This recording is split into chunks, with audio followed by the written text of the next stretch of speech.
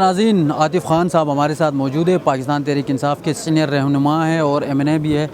مہربانی سر، کیا سمجھتے ہو یہ بجٹ عوام دوست بجٹ ہوگا اس بار؟ بہت شکریہ جی آپ کا۔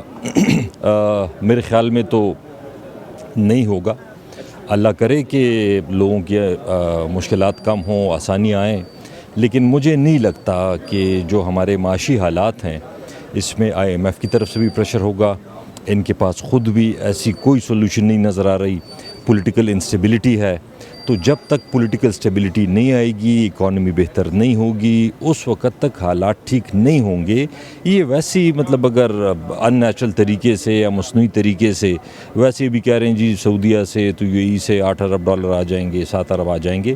7-8 ارب ڈالر آ بھی گئے، کیا فرق پڑے گا؟ وہ پہلے CPEC میں 45 ارب ڈالر آئے تھے نا، تو عام آدمی کی زندگی پہ کیا فرق پڑا تھا؟ کچھ بھی نہیں پڑا تھا۔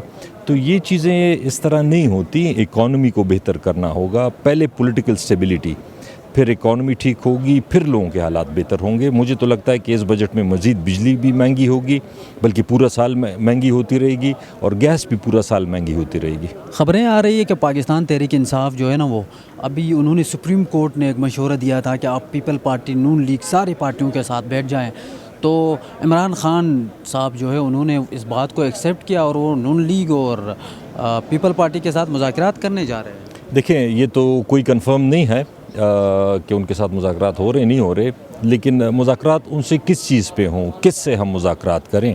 ابھی ہمارے آج عمر ایوب صاحب اپوزیشن لیڈر ہیں، آج وہ عدالت کے باہر سارا دن سرگودا میں کھڑے رہے، ان کو عدالت کے اندر جانے نہیں دیا گیا، اور عدالت والے کہہ رہے ہیں کہ جی وہ آ نہیں رہے، وہ باہر کھڑے ہیں، ان کو اندر نہیں چھوڑ رہے۔ کل پرسوں میں ہمارے پنجاب میں جتنے چھوٹے چھوٹے جلسے یا کارنر میٹنگز جو بھی ہوتا ہے، ہمارے لوگوں کو اٹھایا جا رہا ہے، ان کے اوپر کیسز مزید بنائے جا رہے ہیں، تو ان سے کیا آدمی بات کرے؟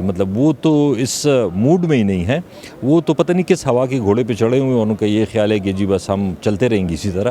یہ اس طرح نہیں چل سکتا، مشکل ہوگا ان کے لیے۔ آپ کیا سمجھتے ہیں سر، اگر دیکھا جائے تو جلسے جلوس آپ کرتے ہیں KPK میں کرتے ہیں، ٹھیک ہے، اور KPK میں آپ کی اپنی حکومت ہے، تو اپنی حکومت کے خلاف آپ جلسے جلوس کریں تو فرق نہیں پڑے گا، لیکن پنجاب میں، اسلام آباد میں ہم نے دیکھا آپ کی جلسے جلوس بالکل ہوتے ہی نہیں ہے۔ اس کے لیے ابھی تک کوئی پالیسی آپ کی سامنے؟ پہلی بات تو یہ کہ ہم اگر KP میں جلسے جلوس کرتے ہیں، وہ ہم اپنی حکومت کے خلاف نہیں کرتے، وہ ہم عمران خان کے حق میں کرتے ہیں۔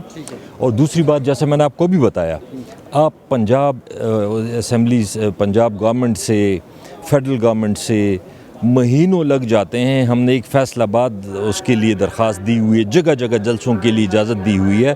اگر ہم ویسے ہی کریں، پھر کہیں گے یہ دیکھیں یہ امن و امان خراب کر رہے ہیں۔ اجازت لے کے پرامن جلسہ کرنا ہر ایک سیاسی پارٹی کا حق ہے، اور ساری پارٹیاں کر بھی رہی ہیں، لیکن PTI کو یہ ایون کارنر میٹنگ نہیں کرنے دے رہے۔